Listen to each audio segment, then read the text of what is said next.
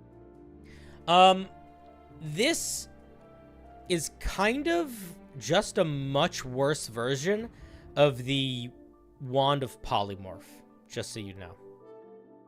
The Wand of Polymorph is this, but you can pick the animal.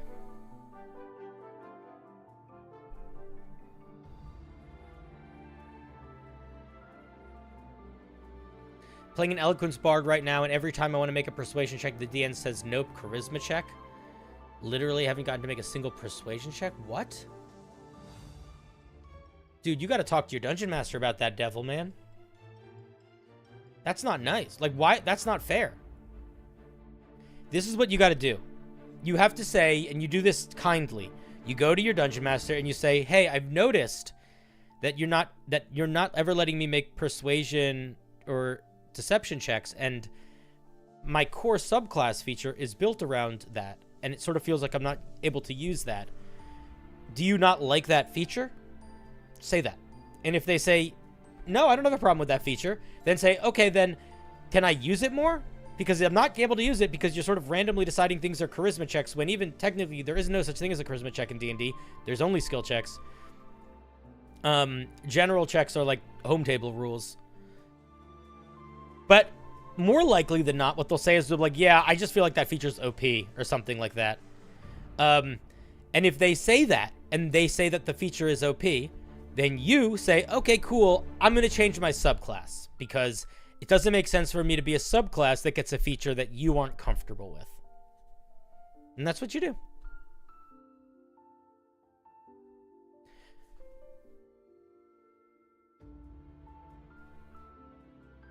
Like, address the issue and be really honest. And it doesn't need to be an argument. Like, don't make it like actually this feature is balanced. Because even if it is, a Dungeon Master still might not like it. Plenty of Dungeon Masters say you can't have this feat or you can't be this subclass all the time. So just be honest. Be like, hey, do you not like this feature? Is this a problem? Because if it's a problem, I'll just be something else. And then you can have fun. And if it's not a problem, you can explain it and show them how they're sort of doing the rules wrong. Who made this? Cloud. Cloud, am I missing something here? Is this just a wand of... This is just a wand of polymorph, but worse, right? Like, this feels like a wand of polymorphs, but a little complicated. What I would probably do is... Here's what I would do. If you want to keep it doing this, I'd probably change the way it's written. So, as an action, spend a charge to cast the spell Polymorph on a target. DC 14. Period. Instead of choosing a creature, roll a D12. And see the table below for what the transformation is. And you basically just do that. So the only real benefit to this item, other than that makes it better than polymorph in any way, is that there is the slightest chance that you will cast it on a creature of a low CR, and it turns them into a creature of a slightly higher CR, and that helps you. But even then, the highest CR creature here is what? The Saber-Toothed Tiger, and that's like CR2? So that's kind of nothing. So it's kind of a nothing burger. So I would say, I don't know what this is, the goal of this is, but you kind of could just use a Wand of Polymorph, which also gets more uses. But if it's going to be a cursed item, at least make it feel more different than, I don't know. I just don't think it feels different enough from the Wand of Polymorph.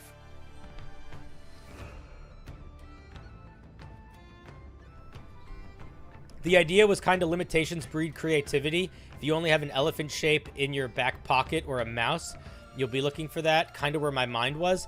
Then that needs to be so much better, so much... First of all, there's no lion on this sheet. So don't use there's no elephant on this sheet. I mean, there's a lion right here.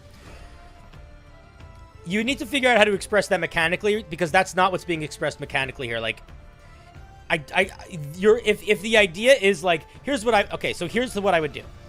If the whole idea is you like that they can only turn people into a very specific creature, then that needs to be way more clearly written in here. And you sort of have it half written here in this little sentence, but that reads like flavor text way more than it does like mechanics, and people are going to be confused by it.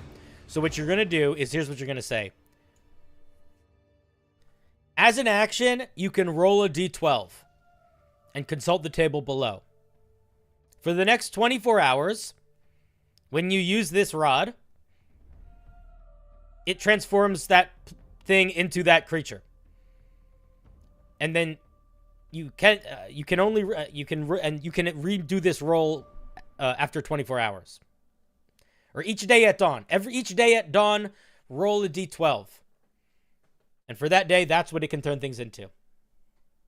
But that needs to be like built corely in here. Bold, obvious, very clear. Because if that's the intended feeling of it, that intended feeling is not showing up right now. It feels like a very convoluted way of making a Wand of Polymorph weaker as opposed to a way of giving you something interesting to do.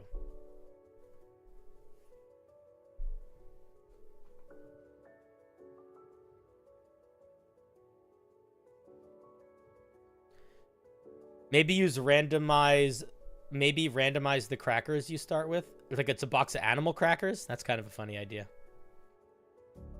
Your DM gave you the lucky feat as a boon. And ever since, she's been complaining about how she hates lucky. That's frustrating. I'm sorry. That is so broken and it's boring, so I don't know what I'm supposed to do with this information. Here's what I would say. I would be like, hey, you gave me this.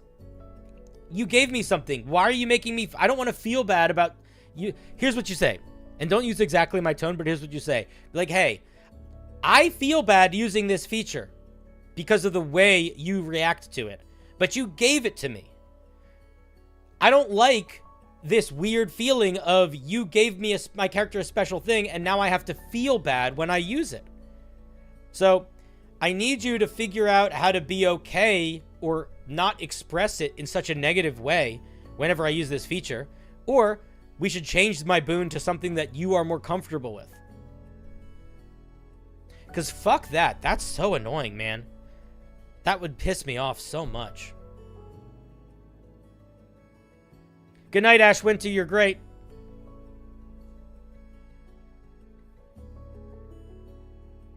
Homebrew should be used to fulfill something you can't fulfill with the base game, and that can't be solved with reflavoring. I think that's a good rule of thumb.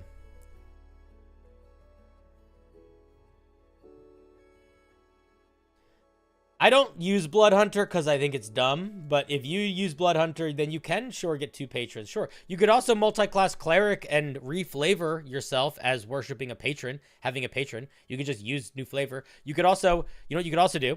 You could go 1 level of Warlock, get a patron the old-fashioned way. Go 1 level of Sorcerer, reflavor that as a patron. Then you have 2 patrons. Then you could go a level of Cleric, and then you could reflavor that as a patron, and then you have 3 patrons. And then you could go Barbarian and reflavor your Rage as beseeching a patron for power. And then you got like 4 or 5 patrons. You can basically have as many patrons as you want, depending on how you flavor it, you know? The power is in you!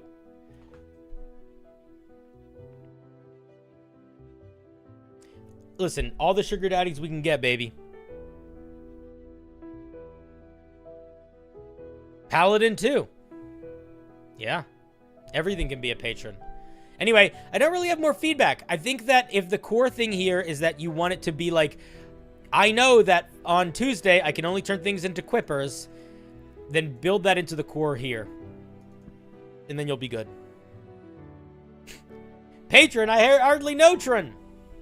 Hey, speaking of which, if you want a Patreon... Okay, sorry. Cloud, let's give Cloud a round of applause. Thank you for sharing.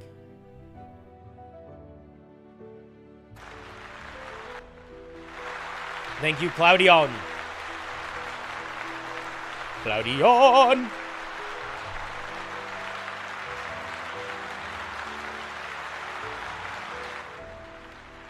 All right. Well, if it's only a minor thing, then, you know, deal with it amicably. It would just... I would struggle with that. Bloop.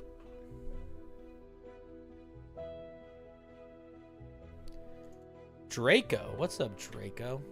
You related to the Malfoys? Yuck, yuck, yuck, yuck, yuck, yuck, yuck.